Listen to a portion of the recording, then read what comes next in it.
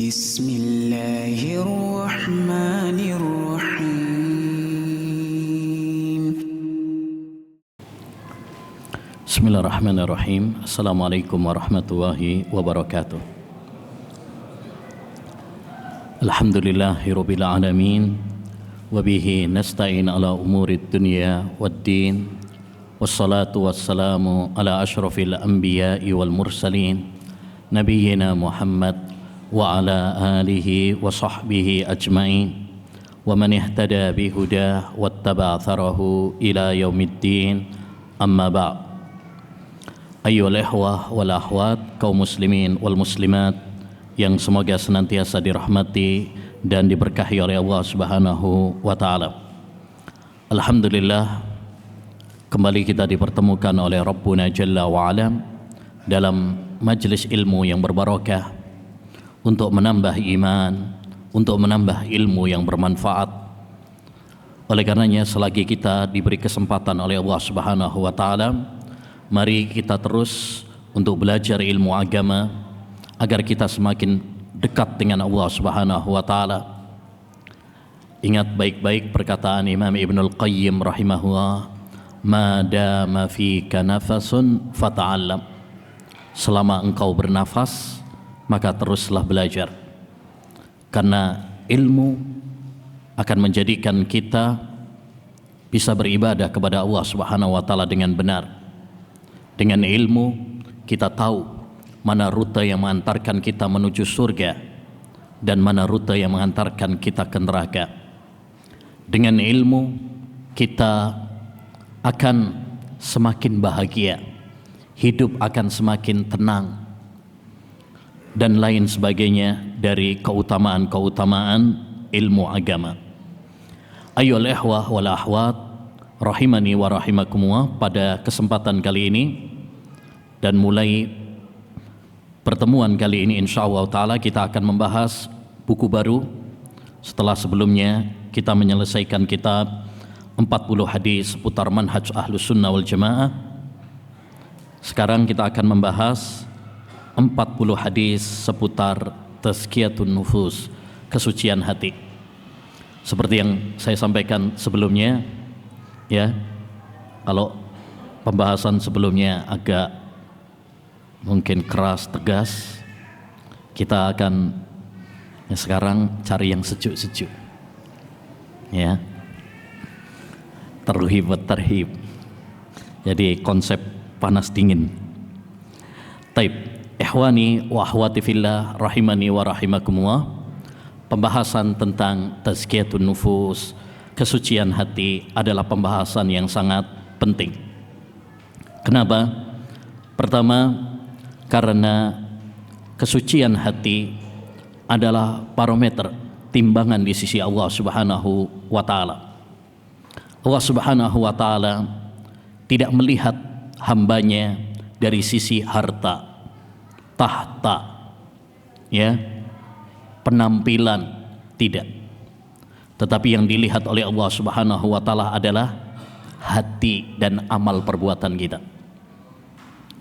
Kata Allah Subhanahu wa taala dalam surat Al-Hujurat ayat 13, "Inna akramakum indallahi atqakum."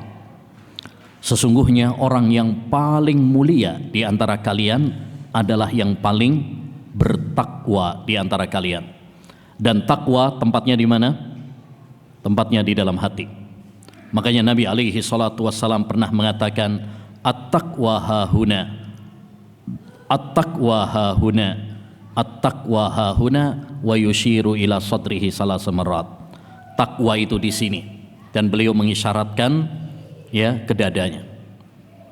Begitu juga Nabi alaihi salatu wassalam pernah bersabda, "Innallaha la yanduru ila suwarikum wa amwalikum walakin yanduru ila qulubikum wa a'malikum." Sesungguhnya Allah Subhanahu wa taala tidak melihat kepada postur tubuh kalian. Ya, ini kekar, ini ganteng, ini cantik, ini jelek, ya, ini pendek, ini pesek. Bukan itu yang dinilai oleh Allah Subhanahu wa taala. Tetapi yang dinilai oleh Allah Subhanahu wa taala adalah walakin yanduru ila qulubikum wa a'malikum. Tetapi yang dilihat oleh Allah Subhanahu wa taala adalah hati kalian dan amal perbuatan kalian. Jadi ini yang dinilai oleh Allah Subhanahu wa taala. Ini yang menjadi penilaian di sisi Allah Subhanahu wa taala. Banyak orang sekarang terbalik, lebih perhatian sama penampilan, casing daripada hati. Kita begitu perhatian sama baju kita, penampilan kita, rumah kita, mobil kita, HP kita, tapi kita tidak begitu peduli dengan kebersihan batin kita, hati kita. Padahal itu yang menjadi apa? Penilaian di sisi Allah Subhanahu wa taala. Yang kedua, kenapa kita perlu membahas tentang tazkiyatun nufus, kesucian hati? Karena tazkiyatun nufus ayyuhal ikhwah adalah salah satu ajaran inti dakwah para nabi dan rasul. Para nabi dan rasul, inti dakwah mereka adalah mensucikan hati manusia dari noda-noda syirik, noda bid'ah, noda maksiat kepada Allah Subhanahu wa taala. Di antaranya adalah Nabi kita Muhammad sallallahu alaihi wasallam. Allah berfirman dalam surat Al-Jumu'ah ayat 2. Huwallazi arsala rasulahu bil huda wa dinil haq liyudhhira huwallazi ba'asa fil ummiyina rasulan minhum yatlu alaihim ayatihi wa yuzakkihim wa yuallimuhumul kitaba wal hikmah wa in kanu min qablu lafi dhalalim mubin. Dialah Allah Subhanahu wa taala yang mengutus kepada orang-orang yang buta huruf ummiyin seorang rasul dari mereka untuk membacakan ayat-ayatnya dan membersihkan hati mereka. Ini salah satu misi dakwah yang dibawa oleh Nabi sallallahu alaihi wasallam, yaitu apa? Wa yuzakkihim, tazkiyatun nufus, membersihkan hati manusia dari kotoran-kotoran, dari noda-noda, dari noda syirik, dari noda bid'ah, dan dari noda maksiat. Wa yu'allimuhumul kitaba wal hikmah, dan mengajarkan kepada mereka Al-Quran dan As-Sunnah. Kalau kata Al-Hikmah jatuh setelah Alkitab, maksudnya adalah As-Sunnah, sebagaimana kata Imam Syafi'i rahimahullahu ta'ala. Yang ketiga, kenapa kita penting membahas tazkiyatun nufus? Karena kesucian hati adalah kunci kebahagiaan seorang hamba di dunia dan di akhirat. Dan kotornya hati adalah kunci kesengsaraan di dunia dan di akhirat. Sebagaimana kata Allah Subhanahu wa taala dalam surat Asy-Syams ayat 9 dan 10. Apa kata Allah Subhanahu wa taala? Qad aflaha man zakkaha wa qad khaba man dassaha. Sungguh berbahagia, yakni berbahagia di dunia dan di akhirat. Man zakkaha, siapa yang membersihkan jiwanya. Membersihkan dari apa tadi? Dari noda syirik, dari noda bid'ah, dan dari noda maksiat. Karena kotoran hati itu sumbernya tiga ini: syirik, bid'ah, dan maksiat. Wa qad khaba man dassaha, dan sungguh merugi, sungguh sengsara di dunia dan di akhirat orang yang mengotori dan menodai jiwanya. Jadi ayat ini menunjukkan kepada kita, bahkan kalau kita perhatikan ayat ini setelah sumpah yang banyak dari Allah SWT, wasyamsi wadhuhaha wal qamari idza talaha, dan seterusnya, sekitar 11 sumpah. Kemudian isi sumpah tersebut qad aflaha man zakkaha. Tentu apabila sebuah kata didahului dengan sumpah, maka itu menunjukkan pentingnya isi sumpah tersebut. Ya, jadi ayyuhal ihwah rahimani wa rahimakumullah, kenapa kita penting membahas tazkiyatun nufus? Setidaknya 3 alasan ini. Pertama, karena kesucian hati ya adalah tolak ukur di sisi Allah Subhanahu wa taala. Yang kedua, karena kesucian hati apa? Ya, salah satu inti dakwah para nabi dan rasul. Dan yang ketiga, kesucian hati adalah kunci kebahagiaan di dunia dan di akhirat. Taib. Oleh karenanya, dengan bertawakal kepada Allah Subhanahu wa taala, kita akan membaca 40 hadis seputar kesucian hati dengan harapan mudah-mudahan dengan kita mempelajari hadis-hadis ini, Allah Subhanahu wa taala semakin mensucikan hati kita, semakin membersihkan hati kita dari kotoran-kotoran dan noda-noda. Taib. Bismillahirrahmanirrahim. Kita mulai dengan hadis yang pertama, yaitu menata niat. An Amiril Mu'minin Abi Hafsin Umar bin Al-Khattab radhiyallahu anhu qala. Dari Amirul Mu'minin Abu Hafs Umar bin Khattab radhiyallahu an. Dan Umar bin Khattab adalah salah satu sahabat Nabi yang paling mulia setelah Abu Bakar As-Siddiq radhiyallahu an.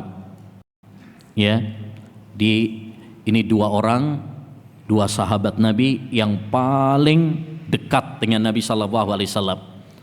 Nabi keluar bersama Abu Bakar dan Umar. Nabi pergi bersama Abu Bakar dan Umar. Nabi duduk bersama Abu Bakar dan Umar. Ya, merekalah 2 sahabat terbaik setelah Nabi, bahkan setelah para nabi, sebagaimana disebutkan dalam hadis.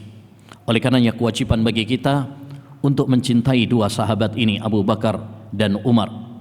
Ya, dan jangan sampai kita membenci kedua sahabat tersebut seperti orang-orang Syiah Rafidhah qabbahahum. Dahulu Imam Malik pernah mengatakan, kana salafu yu'allimuna auladahum hubba Abi Bakrin wa Umar kama yu'allimunahum suratan minal Qur'an.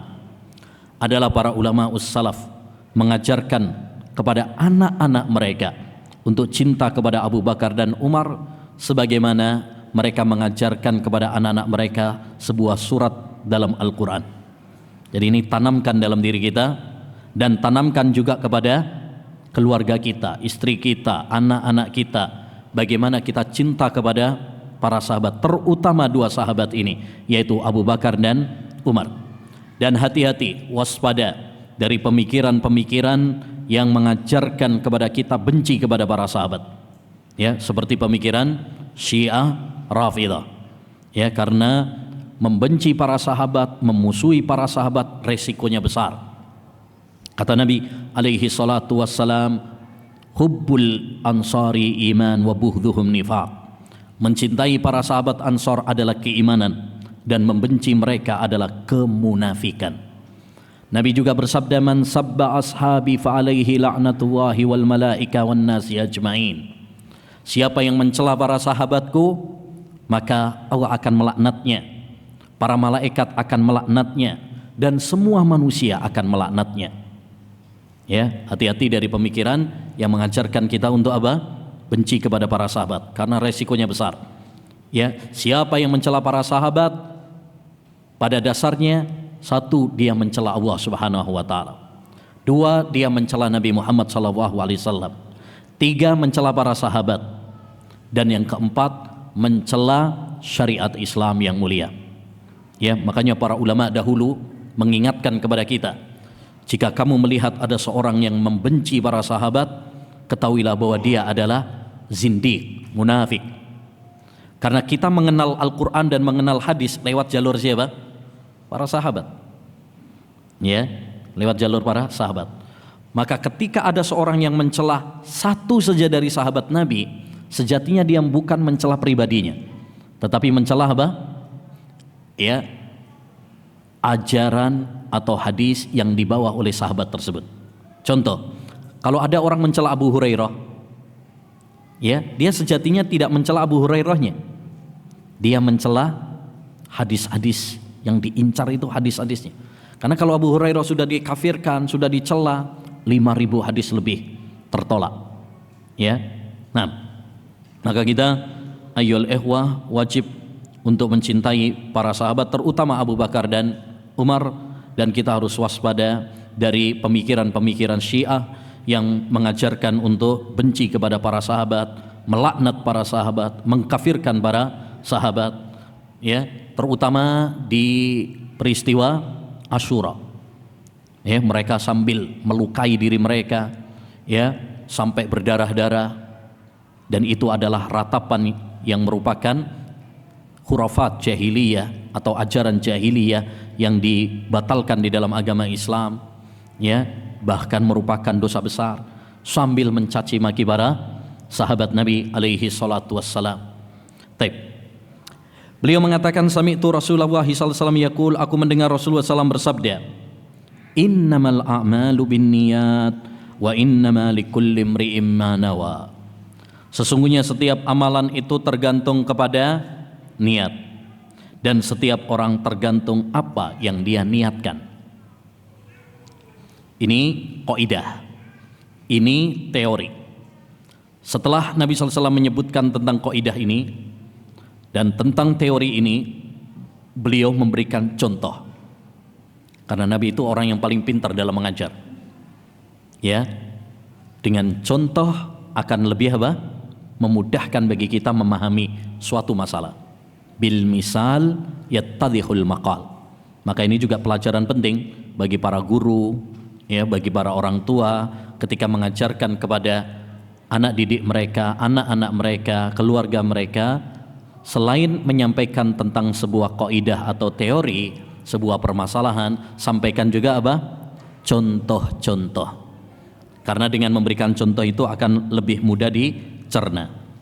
Maka Nabi mencontohkan dengan sebuah ibadah yang bernama hijrah. Faman kanat hijratuhu ila Allahi wa rasulih. Barang siapa yang hijrahnya untuk Allah dan Rasulnya, fahijratuhu ila Allahi wa rasulih, maka hijrahnya adalah untuk Allah dan Rasulnya.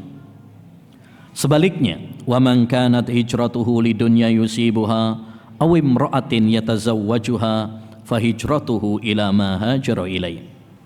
Sebaliknya, barang siapa yang hijrahnya karena dunia yang ia dapatkan, atau dia berniat untuk menikahi wanita, maka hijrahnya adalah untuk apa yang dia hijrahi.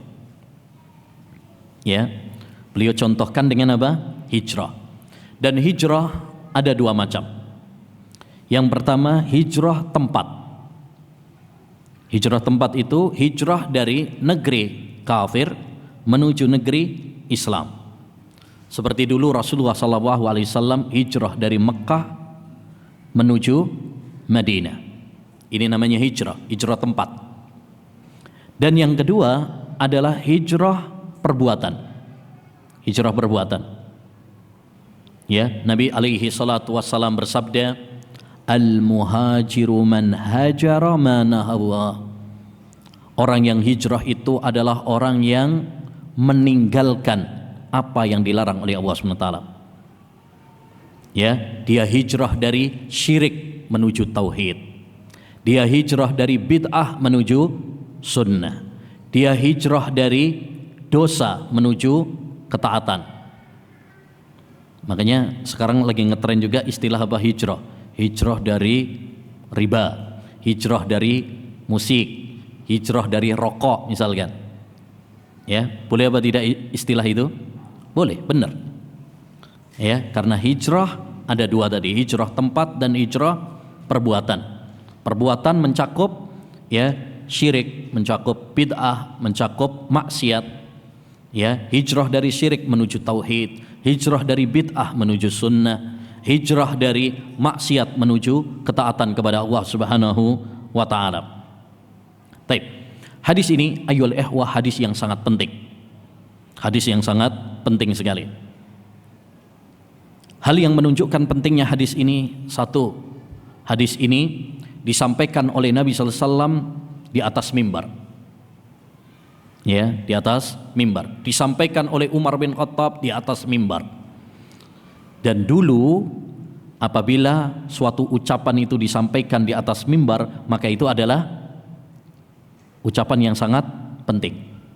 Karena Nabi, para sahabat tidak menyampaikan di atas mimbar itu kecuali hal-hal yang penting sekali. Berbeda dengan sekarang ya. Sekarang kadang orang khutbah nggak ada isinya. Ya.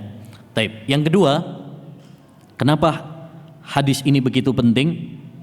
Karena hadis ini ayyuhal ikhwah dijadikan oleh para ulama sebagai pembuka kitab-kitab hadis. Antum kalau cek kitab Sahih Bukhari, hadis yang pertama hadis ini. Antum kalau cek misalkan kitab ya Umdatul Ahkam atau Al-Jami'us Shahir atau Mishkatul Masabih atau Arba'in Nawawi yang kecil, ya, yang dipilih sebagai pembuka hadis adalah hadis ini. Makanya kita niru juga nih, pembuka hadisnya hadis ini. Karena Al-Imam Abdurrahman bin Mahdi pernah mengatakan, siapa yang ingin menulis sebuah buku dalam hadis, maka hendaknya membukanya dengan hadis ini, hadis tentang niat. Yang ketiga, kenapa hadis ini penting? Karena para ulama menjadikannya sebagai landasan dalam agama, pondasi dalam agama, ya. Dan yang namanya pondasi dalam sebuah bangunan itu sangat penting sekali. Makanya dicantumkan oleh Al-Imam Nawawi misalkan dalam kitabnya Al-Arba'in. Al-Arba'in itu judul aslinya Al-Arba'un fi Mabanil Islam wa Qawaidil Ahkam. 40 hadis tentang landasan beragama dan kaidah-kaidah dalam hukum. Yang keempat, kenapa hadis ini penting? Karena hadis ini ayyuhal ikhwah berkaitan tentang niat. Dan niat itu sangat penting sekali. Sampai-sampai seorang ulama pernah mengatakan, andaikan saya memiliki kekuasaan, maka saya akan perintahkan setiap imam masjid untuk mengajarkan tentang niat kepada jamaahnya. Dan Syekhul Islam Taimiyah pernah mengatakan, niat bagi amal bagaikan ruh bagi jasad. Apa artinya jasad kalau tanpa ruh? Begitu juga apa artinya amal perbuatan kalau tidak dibangun di atas niat. Ya, jadi niat ini sangat penting sekali. Dia diibaratkan oleh para ulama seperti apa? Tadi ruh, nyawa. Ya. Nah, oleh karenanya hendaknya bagi kita untuk memahami hadis ini dengan baik. Hadis ini intinya adalah mengajarkan kepada kita untuk menata niat. Ya, menata niat. Dan niat terbagi menjadi dua. Niat terbagi menjadi dua. Yang pertama, niyatul amal, niat dalam beramal. Dan ini pembahasannya dalam fikih. Makanya dulu kita bahas tentang kaidah-kaidah fikih. Salah satunya adalah hadis ini, innamal a'malu bin niat atau al-umuru bimaqasidiha. Segala sesuatu itu tergantung kepada niatnya. Ya, kadang melakukan suatu perbuatan yang sama tapi hukumnya berbeda gara-gara beda niat. Ya. Misal ada orang tidak makan mulai subuh sampai maghrib. Bisa berpahala, bisa tidak. Apa yang membedakan? Niat. Kalau dia niatnya puasa, berpahala. Tapi kalau dia nggak ada niat berpuasa, lagi males saja, lagi galau, ya, nggak ada niat puasa, berpahala apa tidak? Tidak. Dulu juga pernah kita contohkan, ada orang misalkan muterin lapangan misalkan, atau muterin masjid 7 putaran. Bisa boleh, bisa tidak? Ya, bisa boleh kalau tujuannya adat. Dia nggak ada tujuan untuk ibadah. Ya, jogging misalkan, atau nyari HP-nya yang hilang misalkan, nggak apa-apa. Tapi kalau dia niatnya tawaf, boleh apa tidak? Nggak boleh, karena tawaf hanya di Ka'bah. Berarti tergantung kepada apa? Niat. Ini pembahasannya dalam fikih. Dan itu bukan pembahasan kita sekarang. Taib. Yang kedua, niat disebut dengan niatul ma'mulillah. Niat untuk siapa dia beramal. Ini yang disebut dengan ikhlas. Ini yang disebut dengan ikhlas. Dan ini yang dibahas oleh para ulama ahli tauhid dan dibahas oleh para ulama tazkiyatun nufus.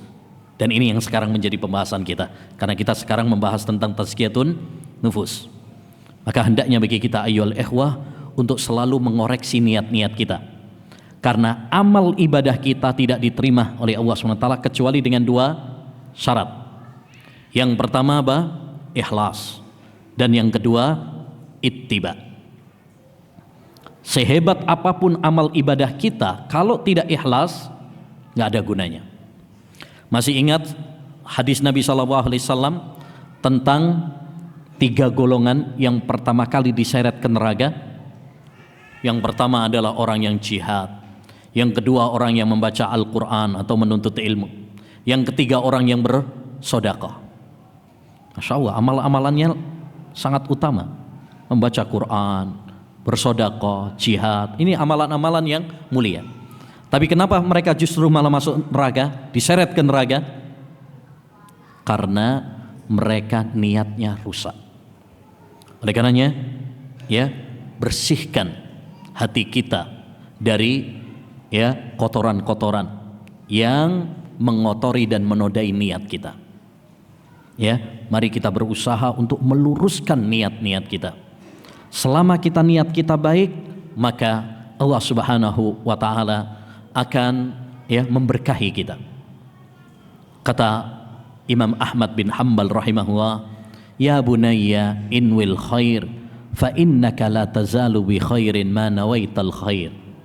Wahai putraku, berniatlah yang baik, engkau akan senantiasa dalam kebaikan selama niatmu baik.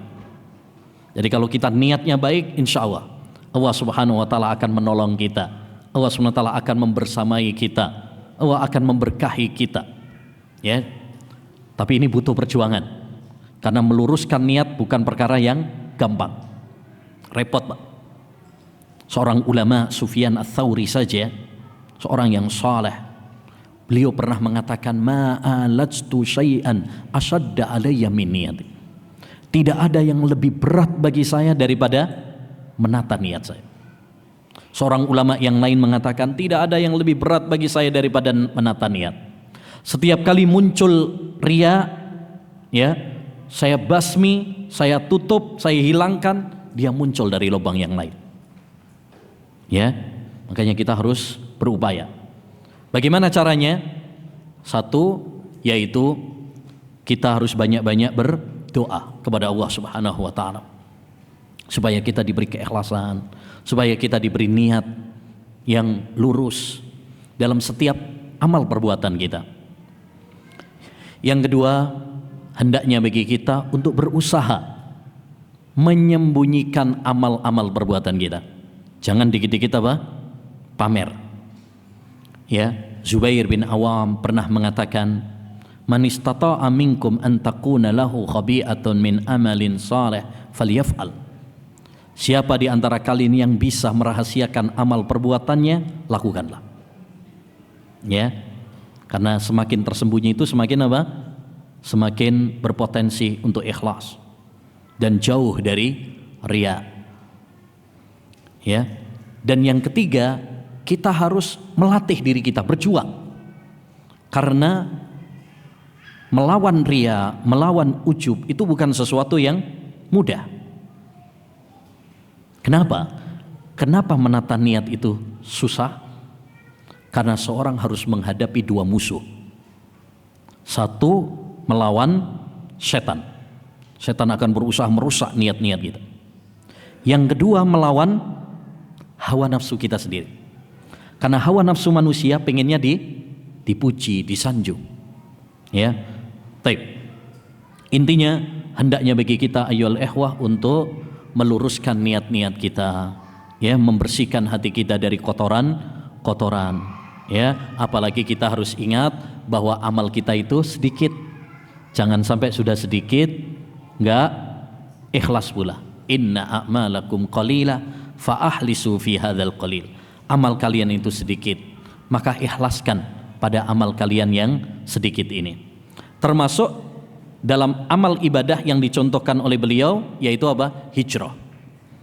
Tentu ini sekedar contoh. Semua amal ibadah harus ikhlas. Salat kita harus ikhlas, puasa kita harus ikhlas, sedekah kita harus ikhlas. Tetapi yang dicontohkan di sini adalah apa? Hijrah. Ketika orang hijrah harus ikhlas. Termasuk yaitu hijrah dari apa? Dari dosa-dosa. Jangan sampai hijrah hanya pencitraan. Jangan sampai hijrah hanya karena teman, hanya bisnis, ya, tidak. Hendaknya seorang ketika hijrah maka dia harus totalitas karena Allah Subhanahu wa taala. Karena kalau dia hijrahnya bukan karena Allah Subhanahu wa taala, maka akan gugur di tengah jalan. Ya. Tetapi kalau kita ikhlas dalam hijrah, Allah akan memberikan keistiqomahan. Kata Imam Malik, "Ma kana lillahi baqin wa ma kana li ghairillahi zail." Segala sesuatu jika karena Allah maka akan langgeng. Dan jika bukan karena Allah Subhanahu wa taala maka akan punah. Taib. Hadis yang kedua, an Abi Abdullah An-Nu'man bin Bashir radhiyallahu anhuma qala. Dari Abu Abdullah Nu'man bin Bashir, semoga Allah meridai keduanya. Qala, beliau mengatakan, sami'tu Rasulullah sallallahu alaihi wasallam yaqul.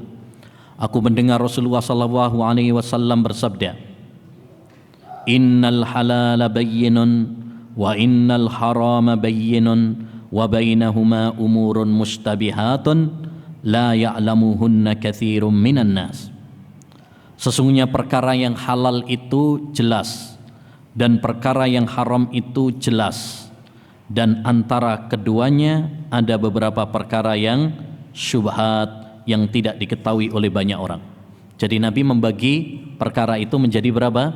3. Ada perkara-perkara yang jelas kehalalannya. Roti jelas halal atau tidak? Jelas. Ada perselisihan? Nggak ada. Ya. Nasi ada perselisihan tentang keharamannya? Nggak ada. Ayam? Nah, ini contoh-contoh sesuatu yang jelas-jelas apa? Halal. Tapi yang kedua, sesuatu yang jelas-jelas haram. Babi haram, khamr haram, zina haram, itu jelas. Tapi yang ketiga, yang tidak jelas halal atau haram. Ini yang disebut dengan apa? Syubhat. Dan perkara itu bisa menjadi syubhat, bisa jadi satu pertama kali muncul. Baru pertama muncul. Segala sesuatu yang pertama kali muncul biasanya belum jelas hukumnya. Rokok pertama kali muncul, ada yang menghalalkan. Pertama kali muncul ya. Ada yang bilang halal, ada yang bilang haram. Sekarang sudah jelas. Bahkan dibungkus rokok sendiri sudah ada tulisannya. Ya, rokok membunuhmu, jelas. Ya, bagi yang bisa baca. Taib. Yang kopi pertama kali muncul itu ada yang mengharamkan. Ada yang mengharamkan. Jadi pertama kali muncul biasanya apa? Sesuatu itu belum jelas. Tapi sekarang nggak ada perselisihan bahwa kopi itu adalah boleh halal, halalan thayyiban. Ya, yang penting jangan berlebih-lebihan, apalagi pakai hadis palsu. Nah, siapa yang minum kopi dan di perutnya ada kopi, maka neraka tidak bisa menyentuhnya. Nah ini, ya, ini berlebih-lebihan ini namanya. Yang kedua, bisa jadi sesuatu itu syubhat karena apa? Dalilnya ya tidak jelas. Dalilnya tidak jelas, atau ada perselisihan yang kuat di dalamnya. Ambil contoh, misalkan ya,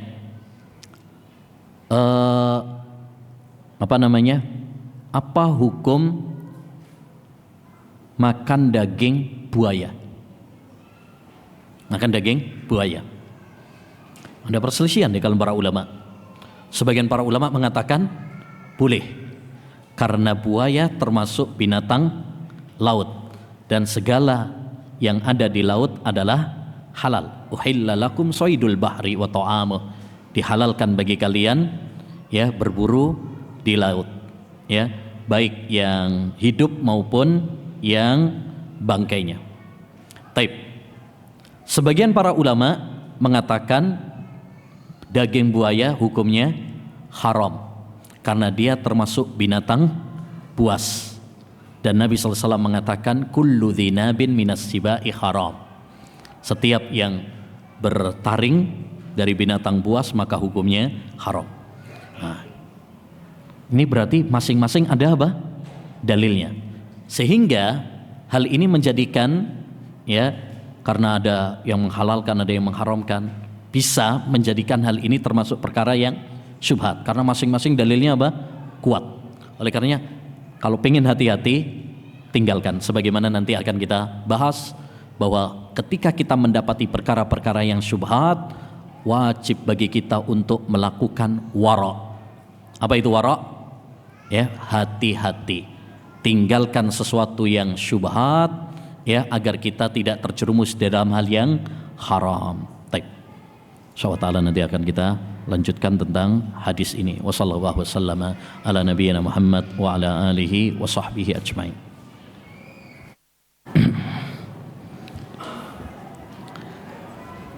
Bismillahirrahmanirrahim. Alhamdulillah wassalatu wassalamu ala Rasulillah wa la haula wa la quwata illa billah. Amma ba'd. Kita lanjutkan pembahasan kita tentang hadis yang kedua, di mana Nabi SAW membagi perkara itu menjadi 3. Ada sesuatu yang jelas-jelas halal, seperti tadi roti, ya, nasi, ayam, ini jelas-jelas halal. Yang kedua, ada sesuatu yang jelas-jelas haram, seperti babi, khomer.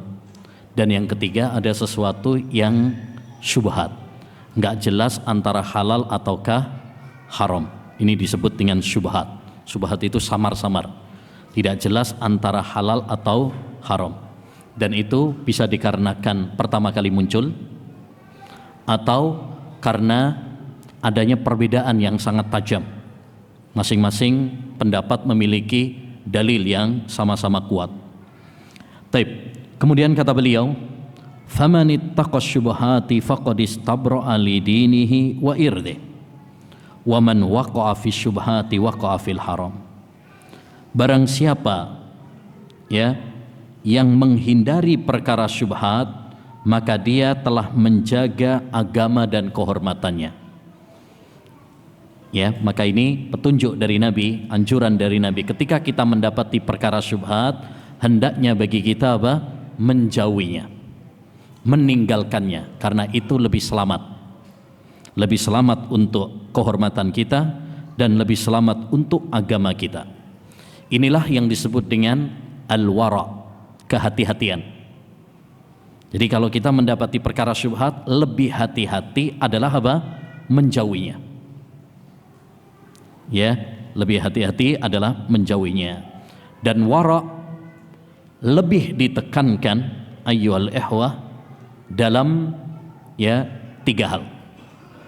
Yang pertama adalah dalam masalah makanan. Dalam masalah makanan,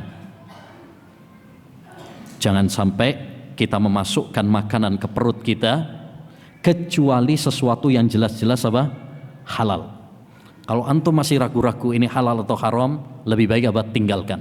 Alhamdulillah, yang halal masih banyak pilihannya. Ya, masih banyak yang lainnya yang lebih selamat. Nabi SAW bersabda, Inna Allaha ta'ala tayyibun la yaqbalu illa tayyiban. Allah itu baik, tidak menerima kecuali yang baik. Yang kedua, ya, masalah pekerjaan. Masalah pekerjaan. Pastikan pekerjaan antum dalam mencari nafkah, pekerjaan yang jelas-jelas halal. Hindari pekerjaan-pekerjaan yang haram, termasuk yaitu juga perkara-perkara yang syubhat. Ya, pastikan itu halal. Nabi SAW mengabarkan bahwa nanti akan banyak manusia yang mencari pekerjaan, mereka tidak peduli lagi antara halal dan haram. Hendaknya bagi kita, bagi seorang muslim, sangat selektif dalam masalah makanan. Yang kedua dalam masalah pekerjaan, karena kullu lahmin nabata minal haram fannaru aula bihi. Setiap daging yang tumbuh dari perkara yang haram, maka neraka lebih utama baginya.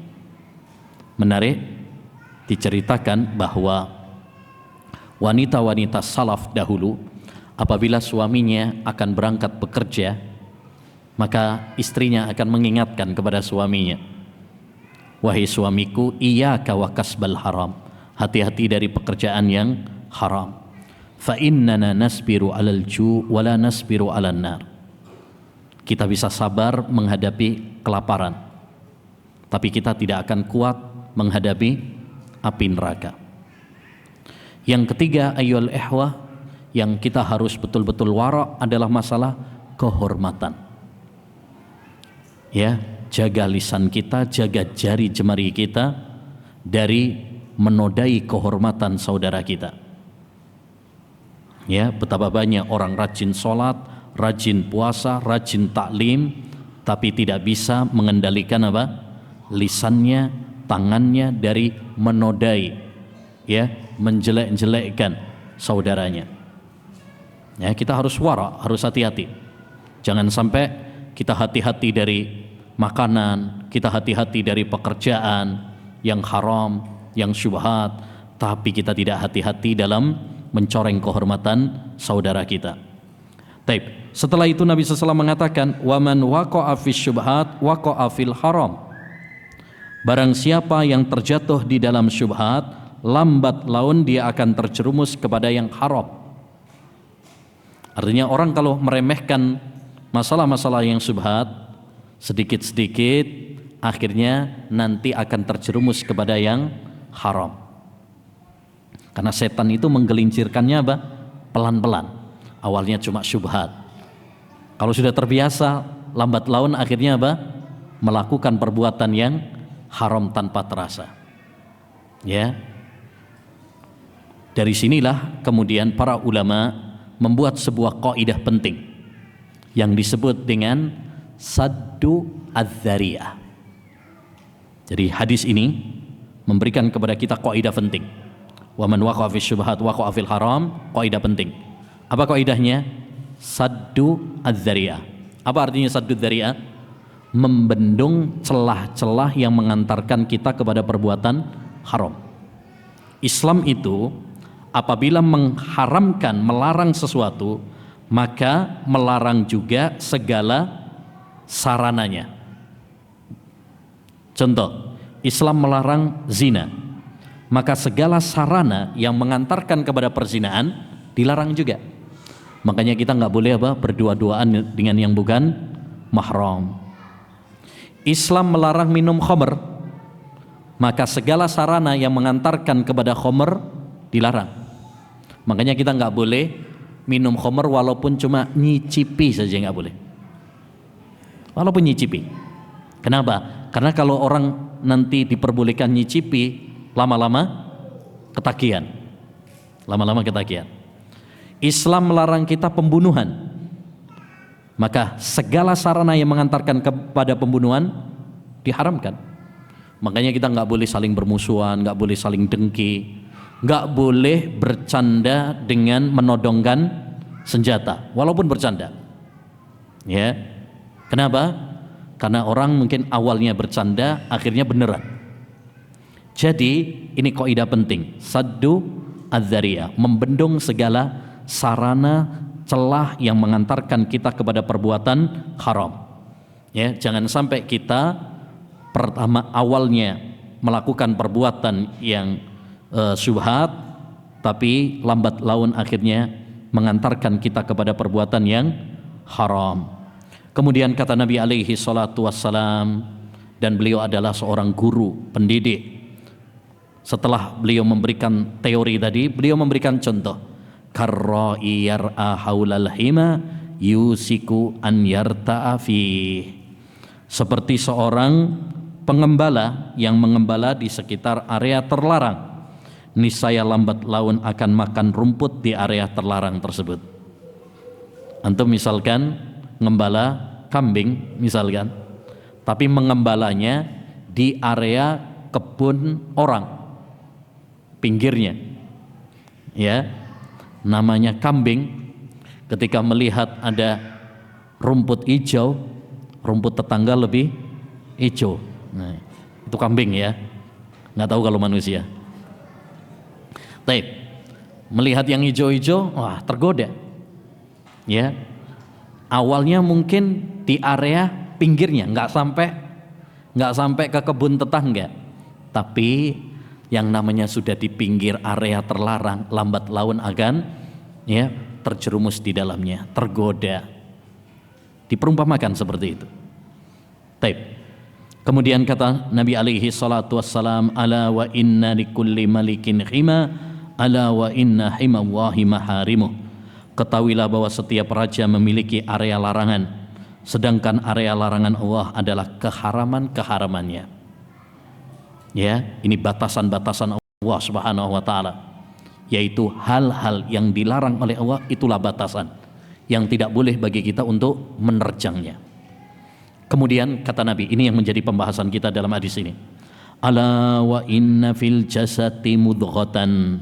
Ketahuilah bahwasanya di dalam jasad manusia itu ada sekerat, ya, segumpal darah. Idza salahat salahal jasadu kullu, apabila baik maka seluruh jasad menjadi baik. Wa idza fasadat fasadal jasadu kullu, sebaliknya jika dia rusak maka seluruh jasad rusak. Ala wahiyal qalbu, ketahuilah dia adalah hati. Dan ini yang menjadi pembahasan kita. Dari sini dapat kita ambil faedah pentingnya bagi kita memperhatikan apa? Hati. Karena dia ibaratkan seperti raja. Kalau dia baik, anggota-anggota tubuh yang lainnya, prajurit-prajuritnya akan menjadi baik. Tapi kalau rajanya saja rusak, maka dia akan memerintahkan prajuritnya untuk melakukan kerusakan juga. Begitu juga dengan hati. Kalau hati ini baik, maka dia akan memerintahkan mata untuk melihat yang baik. Dia akan memerintahkan telinga mendengar yang baik. Dia akan memerintahkan kaki melangkah ke tempat-tempat yang baik. Sebaliknya, kalau hatinya rusak, dia akan memerintahkan mata untuk melihat yang haram. Dia akan memerintahkan telinga untuk mendengar yang haram. Dia akan memerintahkan lisan berbicara yang kotor. Dia akan memerintahkan kaki melangkah ke tempat-tempat yang maksiat. Begitu seterusnya. Ya, oleh karenanya hendaknya bagi kita untuk perhatian dengan masalah hati ini. Jangan sampai kita lebih perhatian dengan masalah casing, penampilan luar, tapi kita melalaikan penampilan apa? Hati kita.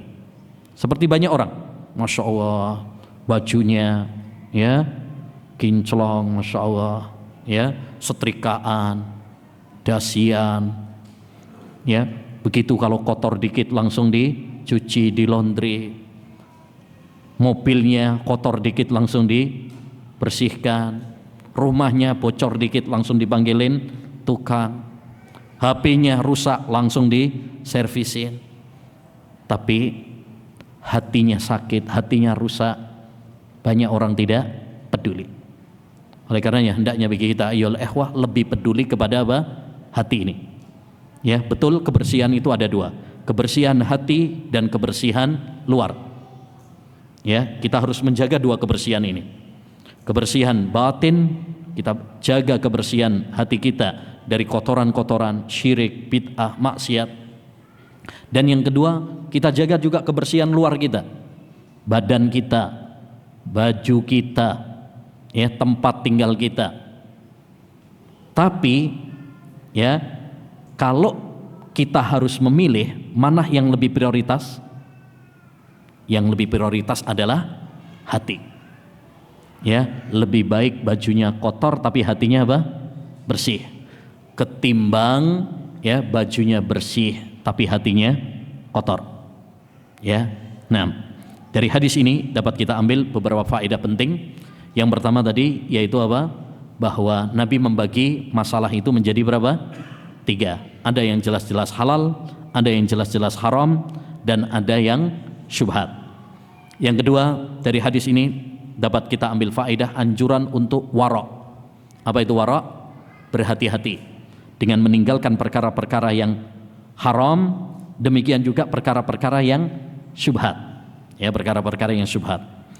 Yang ketiga, di antara faedah dari hadis yang mulia ini adalah kaidah apa tadi? Saddu adz-dzari'ah, membendung segala celah yang mengantarkan kita kepada perbuatan haram. Ya. Dan yang keempat di antara faedah dari hadis yang mulia ini adalah pentingnya bagi kita perhatian kepada masalah apa? Hati, ya. Karena hati ini bagaikan raja. Kalau rajanya baik, dia akan memerintahkan prajuritnya kepada kebaikan. Kalau rajanya rusak, jahat, dia akan memerintahkan bawahannya untuk melakukan kerusakan dan kejahatan. Berikutnya hadis yang ketiga, hati yang bersih. An Abdullah bin Amrin qala, dari sahabat Abdullah bin Amr ibnul As, anaknya Amr ibnul As. Ya, Abdullah bin Amr, yakni Abdullah bin Amr ibnul As. Ini di antara 4 al-abadilah dari kalangan sahabat. Jadi kalau ada kata dari sahabat yang disebut al-abadilah, al-abadilah itu maksudnya sahabat yang namanya Abdullah. Sahabat yang namanya Abdullah, dan itu ada 4. Abdullah bin Umar, anaknya Umar bin Khattab. Abdullah bin Amr, Amr bin As, anaknya Amr bin As. Yang ketiga Abdullah bin Abbas, dan yang keempat Abdullah bin Zubair. Itu sahabat yang disebut dengan apa tadi? Al-abadilah. Al-abadilah. Kalau ada istilah al-abadilah, maksudnya 4 sahabat itu. Siapa saja tadi? Abdullah bin Umar, Abdullah bin Amr bin As, Abdullah bin Abbas, kemudian yang keempat Abdullah bin Zubair. Abdullah bin Zubair. Baik. Qala, beliau mengatakan, qila li Rasulillah sallallahu alaihi wasallam, pernah ditanyakan kepada Rasulullah sallallahu alaihi wasallam, ayyun nasi afdal, wahai Rasulullah, manusia bagaimana yang paling mulia? Ya, semua kita pengen menjadi yang terbaik, ya, yang paling mulia. Qal, kata Nabi alaihi salatu wassalam, kullu mahmumil qalbi sadukil lisan, yaitu semua orang yang hatinya bersih dan lisannya, ucapannya jujur. Qalu, kata para sahabat, sadukul lisani na'rifuhu fama mahmumul qalb. Kalau orang yang jujur lisannya, ucapannya jujur, benar, kami kenal, kami tahu wahai Rasul maksudnya. Tapi apa yang disebut dengan mahmumul qalb, orang yang hatinya bersih? Ya, kalau orang yang jujur lisannya itu kelihatan gitu ya, omongannya ini jujur atau tidak, itu kelihatan. Tapi kalau hati itu kan nggak kelihatan. Ya, maka ini ditanyakan oleh para sahabat. Maksudnya hati yang bersih bagaimana wahai Rasulullah? Qala huwa taqiyyun naqi, la isma fi wala baghya wala hilla wala hasada, yaitu hati yang bertakwa kepada Allah SWT. Takwa maksudnya apa? Melaksanakan perintah-perintahnya dan menjauhi larangan-larangannya. At-taqiyyun naqi, naqi itu artinya bersih. Ya, la isma fi, tidak ada dosa, wala baghya, tidak ada kezaliman, wala ghilla, tidak ada kedengkian, wala hasad, tidak ada iri hati. Ya, jadi dia betul-betul bersih dari segala penyakit-penyakit hati, dari kotoran-kotoran hati. Baik. Ikhwani wa akhwati fillah rahimani wa rahimakumullah. Hati itu seperti halnya jasad. Ya, kalau jasad itu kan ada yang sehat, ada yang mati, ada yang sakit. Begitu juga dengan hati. Hati itu ada hati yang sehat. Kata para ulama, hati itu terbagi menjadi 3. Yang pertama, al-qalbus salim, hati yang selamat, hati yang sehat. Yauma la yanfa'u malu wala banun illa man atallaha biqalbin salim. Pada hari itu tidak bermanfaat harta dan anak-anak kecuali orang yang datang kepada Allah dengan hati yang selamat, hati yang sehat.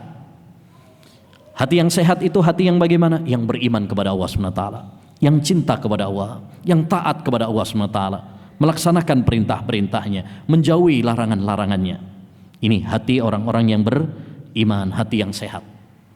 Yang kedua, hati al-qalbul mayyit, hati yang mati, ya, yaitu hati yang kafir kepada Allah Subhanahu wa taala, hati yang mendustakan, ya, para nabi dan apa yang dibawa oleh para nabi, ya, yang tidak percaya dengan hari akhir, mati, ya, mayit. Berapapun kita bawakan dalil, nggak ada manfaatnya bagi mereka. Ini hati yang kufur kepada Allah Subhanahu wa taala, hati orang-orang yang tidak beriman kepada Allah Subhanahu wa taala. Yang ketiga, hati yang sakit, al-qalbus sakim, hati yang sakit. Ya, hati yang sakit itu bagaimana? Dia aslinya beriman, cuma kadang-kadang dia terjatuh di dalam apa? Kemaksiatan. Ya. Dan ini banyak di antara kita, ya. Mungkin kita punya kecintaan kepada Allah SWT, keimanan kepada Allah SWT, tapi seringkali kita apa? Ya, seringkali kita masih terjerumus di dalam maksiat kepada Allah Subhanahu wa taala. Ya, kadang semangat, kadang ya males.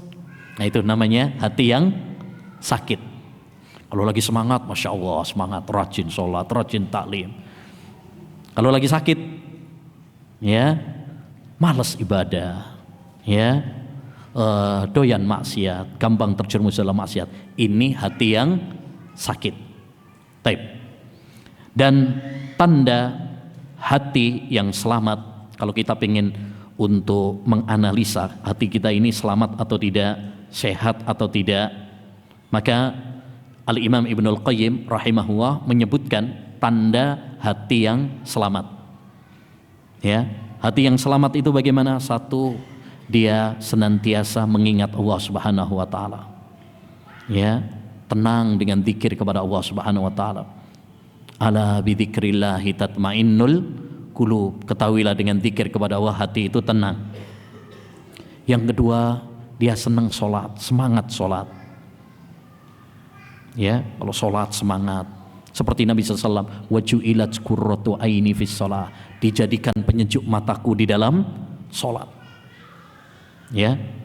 Yang ketiga, dia selalu ingat kepada akhirat. Tidak cinta kepada apa? Dunia, tidak menjadi budak-budak dunia. Kemudian yang keempat, di antara tanda hati yang sehat adalah kalau dia luput dari ibadah, maka akan terasa sedih. Ya. Jadi kayak ada yang berbeda kalau dia luput dari ibadah. Ketiduran misalkan, itu gelisah. Seperti Nabi SAW dulu, ketika beliau sholat, kemudian lupa, gitu ya. Padahal lupa itu tidak dosa, ya. Nabi SAW terlihat dari wajahnya apa? Murung. Sampai kemudian Dzul Yadain mengatakan kepadanya, wahai Rasulullah, ya, apakah sholatnya dikosor? Ya, apakah sholatnya dikosor? Ataukah engkau lupa?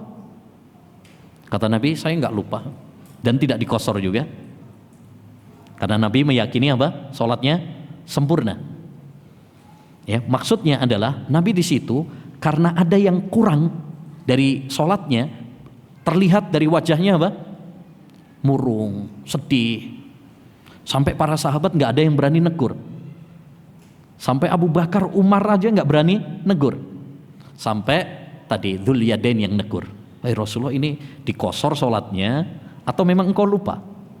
Ya, itulah hati yang bersih. Hati yang bersih itu kalau kita misalkan belum sholat atau kita misalkan ketinggalan, itu terasa sedih. Nah, kita sering kali ya luput dari ibadah tapi nggak ada sedihnya. Ini berarti ada yang error dalam hati kita, Pak. Hati yang bersih, dia merasa apa? Terluka, ya, sedih ketika ketinggalan dari ibadah kepada Allah Subhanahu wa taala. Kemudian yang kelima di antara tanda hati yang bersih adalah dia selalu berupaya untuk memperbaiki amalnya. Ya, ibadahnya. Dia berusaha untuk memperbaikinya. Ya. Dia berusaha bagaimana agar ibadahnya ikhlas. Dia berupaya bagaimana agar ibadahnya sesuai dengan tuntunan Rasulullah sallallahu alaihi wasallam. Baik. Sebagaimana hati yang sakit, hati yang mati juga ada tandanya. Apa tanda hati yang sakit? Satu, galau. Ya, maka kalau antum galau, stres, sumpah, berarti hatinya lagi sakit. Karena hati orang yang beriman itu apa? Tenang. Man amila salihan min dzakarin aw untha wa huwa mu'min falanuhyiyannahu hayatan thayyibah. Siapa yang beriman dan beramal soleh, laki-laki maupun perempuan, kami akan memberikan kehidupan yang bahagia kepadanya. Jadi kalau hati kita nggak tenang, berarti hati kita sedang sakit. Yang kedua, di antara tanda hati yang sakit, ya, hati yang sakit adalah malas untuk ibadah, berat untuk ibadah. Allah Subhanahu wa taala mengatakan tentang orang-orang munafik, wa idza qamu ila sholati qamu kusala. Mereka itu kalau menjalankan sholat malas. Makanya hati-hati kalau kita malas untuk melakukan ibadah. Sholat, aduh cepat banget sih, sudah adzan. Ya. Jadi kalau kita sudah merasa berat dari ibadah, malas melakukan ibadah, berarti tanda hati kita sedang bermasalah. Hati kita sedang sakit. Ya. Yang ketiga di antara tanda hati yang sakit adalah kalau tidak terketuk dengan peringatan-peringatan Allah Subhanahu wa taala. Diingatkan oleh Allah Subhanahu wa taala dengan bencana, diingatkan oleh Allah Subhanahu wa taala dengan sakit, musibah, ya, teguran-teguran Allah Subhanahu wa taala, tapi gak sadar-sadar juga. Ya, betapa sering kita ini diingatkan oleh Allah Subhanahu wa taala dengan longsor, dengan banjir, ya, dengan meletusnya gunung, tsunami, Covid, ya, tapi apakah menggetarkan hati kita? Apakah hati kita kemudian menjadi semakin dekat dengan Allah Subhanahu wa taala? Nah, itu yang harus kita tanyakan. Mestinya musibah itu menjadikan kita semakin dekat sama Allah. Musibatun tuqbiluka ala Allah khairun min nikmatin tunsika anillah. Dahulu Syekhul Islam Taimiyah mengatakan, musibah yang menjadikan dirimu semakin dekat sama Allah Subhanahu wa taala jauh lebih baik ketimbang kamu mendapatkan nikmat tapi melalaikan kamu dari Allah Subhanahu wa taala. Jadi kalau kita dikasih musibah tapi dengan musibah itu semakin mendekatkan diri kita kepada Allah, itu jauh lebih baik ketimbang kita mendapatkan nikmat-nikmat yang menjadikan kita apa? Lupa sama Allah Subhanahu wa taala, semakin jauh dari Allah Subhanahu wa taala.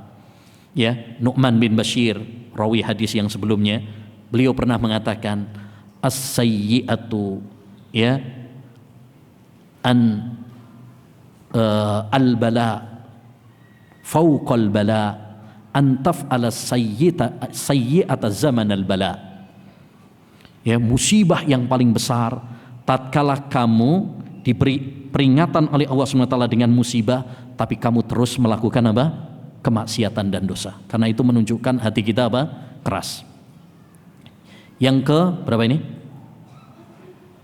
Yang keempat, di antara tanda, ya, hati sedang sakit adalah cinta dunia dan lalai akhirat.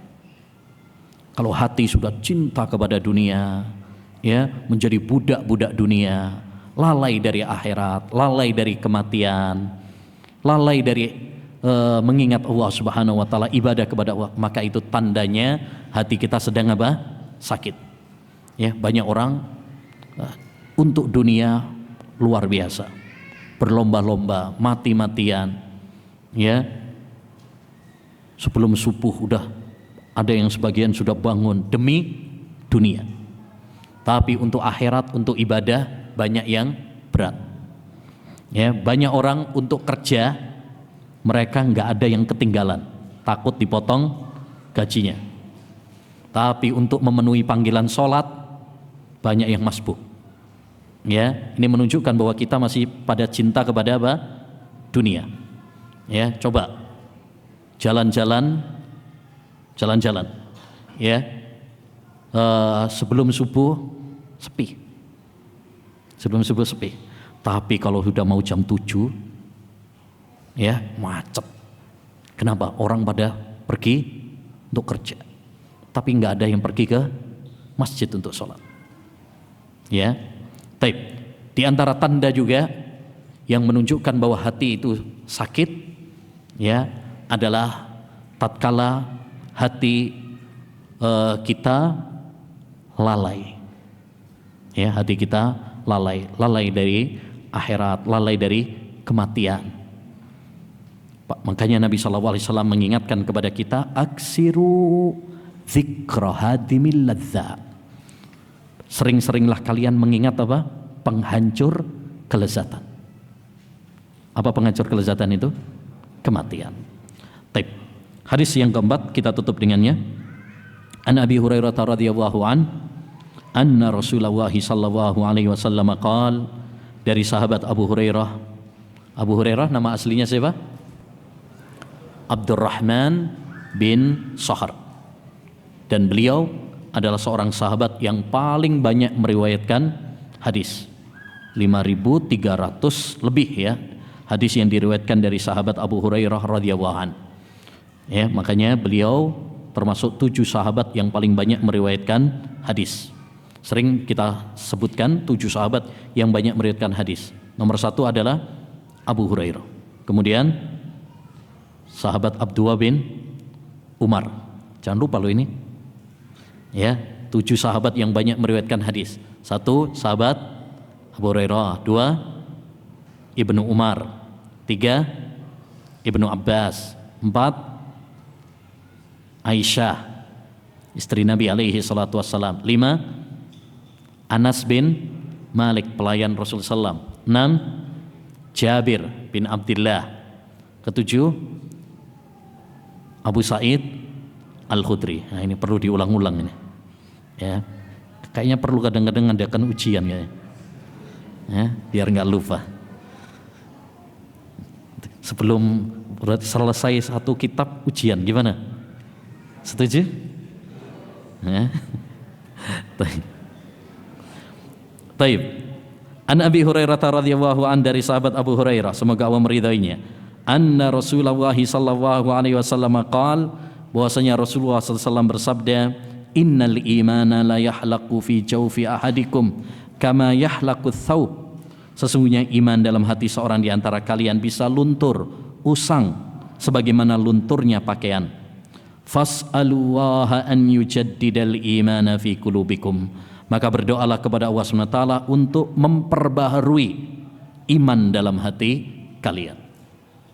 Hadis ini ayyuhal ikhwah, hadis yang sangat penting, yang menunjukkan kepada kita bahwa iman, ya, itu perlu untuk dirawat.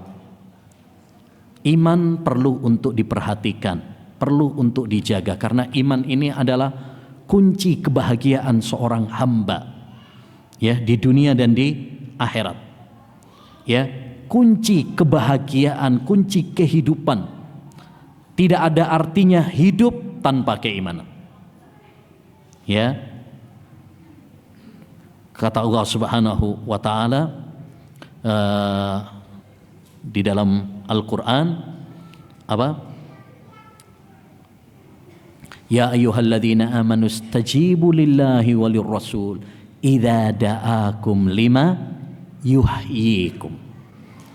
Wahai orang-orang yang beriman, penuhilah panggilan Allah dan penuhilah panggilan Rasulullah yang mengajak kalian kepada kehidupan kalian. Maksudnya apa? Mengajak kalian dengan iman. Karena itulah yang menghidupkan hati kita. Tanpa keimanan, maka hati kita sebenarnya adalah hati yang mati. Taib. Hadis ini menunjukkan kepada kita bahwa hati iman manusia itu bisa usang dengan adanya syubhat, syahwat, dengan dosa. Seperti halnya baju kita.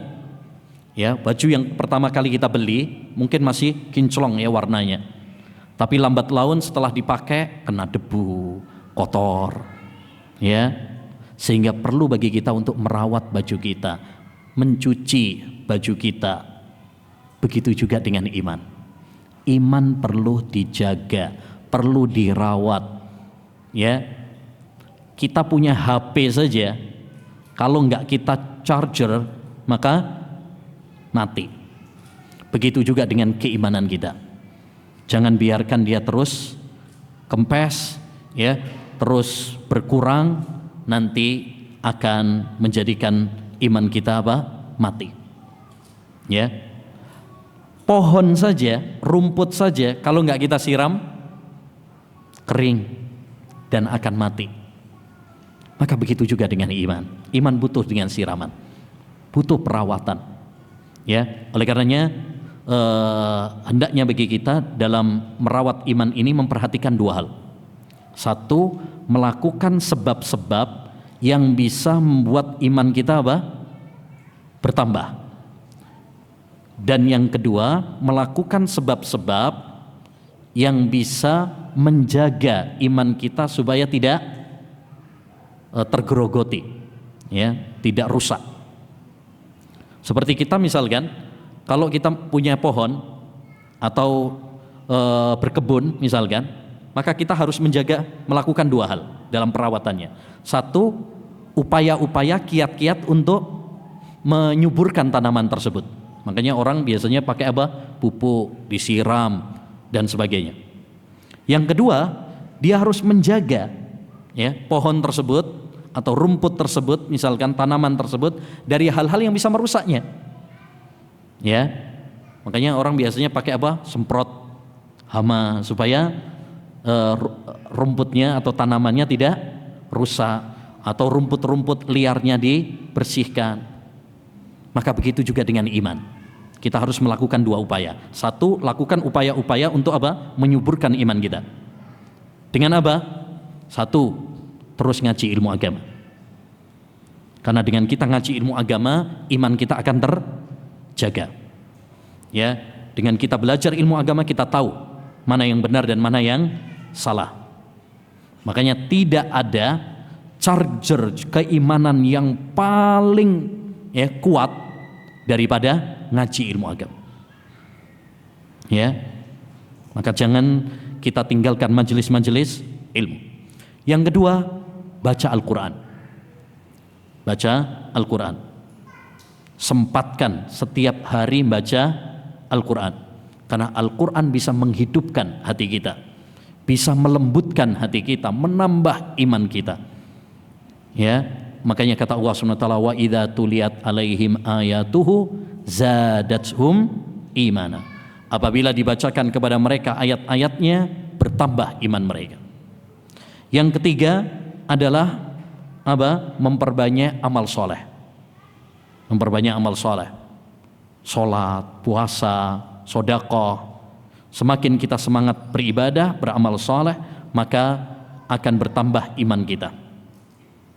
Demikian juga yang keempat adalah mempelajari sirah Nabi. Baca kisah-kisah para Nabi, kisah Nabi Muhammad, kisah para sahabat. Karena dengan meneladani para Nabi, ya, para sahabat, para ulama-ulama, itu akan bisa menambah keimanan bagi kita. Dan yang kelima, ayyuhal ikhwah, adalah dengan merenungi syariat Islam dan makhluk-makhluk Allah SWT. Keindahan-keindahan syariat Islam, ya, itu bisa menambah iman kita. Makanya kita kalau semakin belajar, semakin cinta kepada Islam. Kemudian merenungi keajaiban-keajaiban makhluk Allah SWT. Ya, baik itu langit, bumi, gunung, laut, dan lain sebagainya. Makanya saya ingatkan, kalau kita lagi rekreasi, jalan-jalan, jangan cuma sekedar jalan-jalan. Kalau cuma sekedar jalan-jalan, orang kafir juga jalan-jalan. Ya kan? Banyak turis-turis juga jalan-jalan. Tapi kita harus berbeda. Yaitu apa? Rekreasi kita, jalan-jalan kita untuk menambah iman. Coba ya, lihat bagaimana keajaiban makhluk-makhluk Allah, gunung, lautan, pohon-pohon, ya, dan lain sebagainya. Itu kalau kita betul-betul merenungi, itu akan bisa menambah apa? Keimanan kita. Begitu juga ayyuhal ikhwah, hindari hal-hal yang bisa menggerogoti iman kita. Apa itu? Satu, kejahilan. Semakin orang jauh dari agama, bodoh tentang agama, maka imannya pun akan ya lemah. Ya. Yang kedua yaitu ghaflah, lalai. Lalai dari mengingat akhirat, lalai dari mengingat kematian. Lalai. Nah, kita ini sering lalai. Ya, sering lalai. Pas ngaji diingatkan tentang akhirat, ingat. Nanti begitu subhanakallahumma udah lupa lagi. Ya. Nah, yang ketiga, teman-teman yang rusak. Hindari teman-teman yang merusak akidah, merusak akhlak, merusak ibadah kita. Karena teman itu pengaruhnya sangat besar. Ya, ini bisa menggerogoti iman kita. Yang keempat, cinta kepada dunia. Orang semakin cinta kepada dunia akan semakin malas ibadah. Maka jadikan dunia itu sebagai jembatan saja menuju akhirat. Jangan kita bergantung kepada dunia. Ya, tapi ambil dunia secukupnya untuk sebagai jembatan, sarana menuju ibadah kepada Allah. Tapi jangan sampai kita bergantung, mengorbankan ibadah kita, mengorbankan akhirat kita demi dunia. Dan yang kelima, maksiat. Semakin orang melakukan maksiat kepada Allah Subhanahu wa taala, maka ya imannya akan berkurang. Makanya para ulama mengatakan iman bertambah dan berkurang. Bertambah dengan ketaatan dan berkurang dengan kemaksiatan. Baik. Demikian ayyuhal ikhwah rahimani wa rahimakumullah yang bisa kita bahas, insyaallah taala nanti akan kita lanjutkan pada pertemuan berikutnya. Wassallallahu wasallama ala nabiyyina Muhammad wa ala alihi wa sahbihi ajmain. Assalamualaikum warahmatullahi wabarakatuh.